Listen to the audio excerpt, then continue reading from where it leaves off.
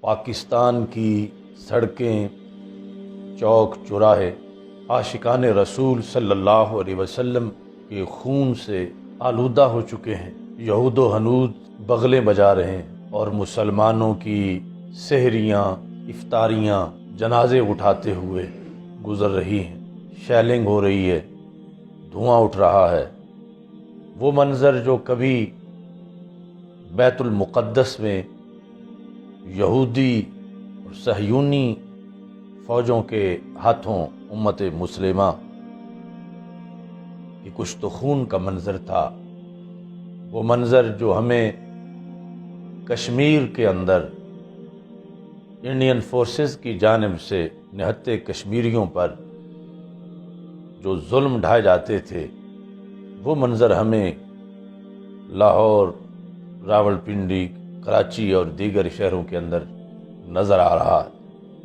کم از کم حکومت وقت کو رمضان المبارک کا ہی حیا کر لینا چاہیے تھا۔ کم از کم لبیک یا رسول اللہ صلی اللہ علیہ وسلم کے مقدس نعرے کا ہی کچھ لحاظ کر لینا تھا۔ بسم اللہ الرحمن الرحیم۔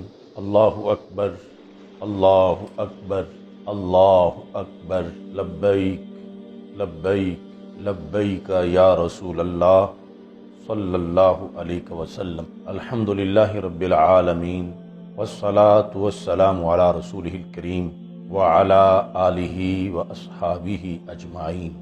ناظرین، رمضان المبارک کا مقدس مہینہ اپنی رحمتوں، برکتوں اور سعادتوں کے ہمراہ رونق افروز ہو چکا ہے۔ یہ وہ مہینہ ہے ہمارے آقا حضرت محمد مصطفیٰ صلی اللہ علیہ وسلم نے جس کے بارے میں ارشاد فرمایا ہوا شہر المواسات، کہ رمضان ہمدردی کا مہینہ ہے، رمضان مہربانی اور عفو و کرم کا مہینہ ہے۔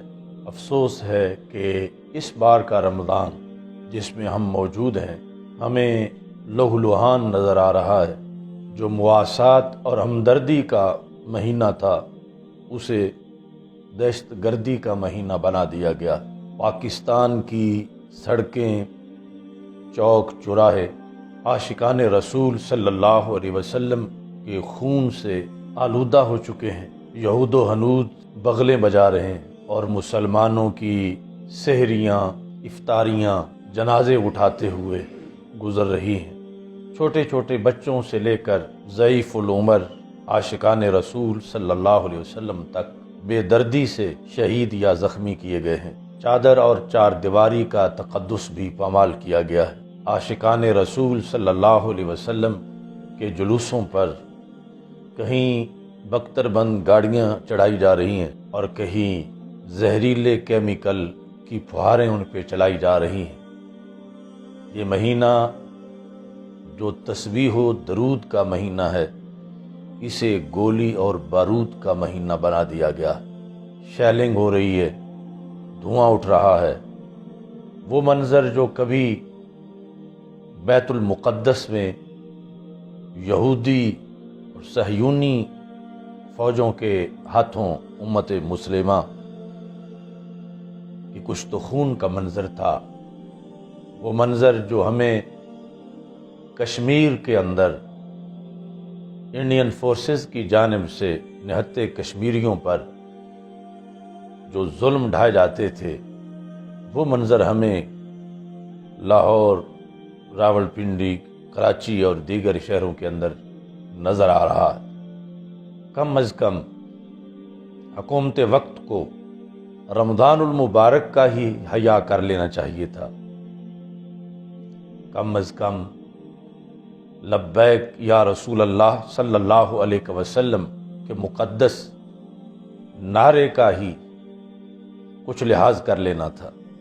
سڑکوں پہ دھرنوں میں بیٹھے ہوئے لوگ اور پھر تراویح ادا کرتے ہوئے لوگ، افطار کرتے ہوئے لوگ، ان کے ان مقدس کاموں کو ہی کم از کم دیکھ لیا جاتا۔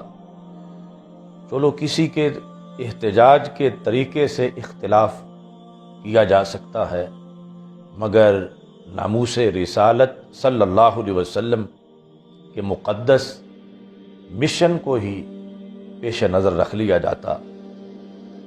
کیا اس حکومت کو اتنی خبر نہیں کہ اس ملک کا سواد اعظم اہل سنت و جماعت پہ مشتمل ہے، اور لبیک یا رسول اللہ صلی اللہ علیہ وسلم کی صدائیں یہ اہل سنت و جماعت کی ترجمانی کرتی ہیں۔ حکومت اپنے کئی کاموں میں اہل سنت و جماعت کے اکابرین سے رابطہ کر کے اپنے مسائل حل کرتی ہے، تو کیا اس مسئلے میں حکومت اکابرین اہل سنت سے رابطہ نہیں کر سکتی تھی؟ یہ جو کشت و خون کا بازار گرم کیا گیا ہے، یہ صدیوں تک نہیں بھولے گا۔ سلام ہو ان عظیم ماؤں کو جن کے بیٹے مقدس مشن پر جام شہادت نوش کر گئے۔ پہلے بھی بڑے بڑے فرعون اس دھرتی پر ختم نبوت اور ناموس رسالت کی آواز دبانے کے لیے آئے، مگر خود دب گئے، اور یہ آواز کبھی بھی دب نہیں سکی۔ عشق رسول صلی اللہ علیہ وسلم کی چنگاری یہ دب سکتی ہی نہیں۔ اب بھی حکومت وقت کو یہ چاہیے کہ وہ اکابرین اہل سنت جن سے ان کے روابط بھی ہیں، ان کے ساتھ بیٹھ کر اس جلتی آگ کو بجھانے کی کوشش کرے۔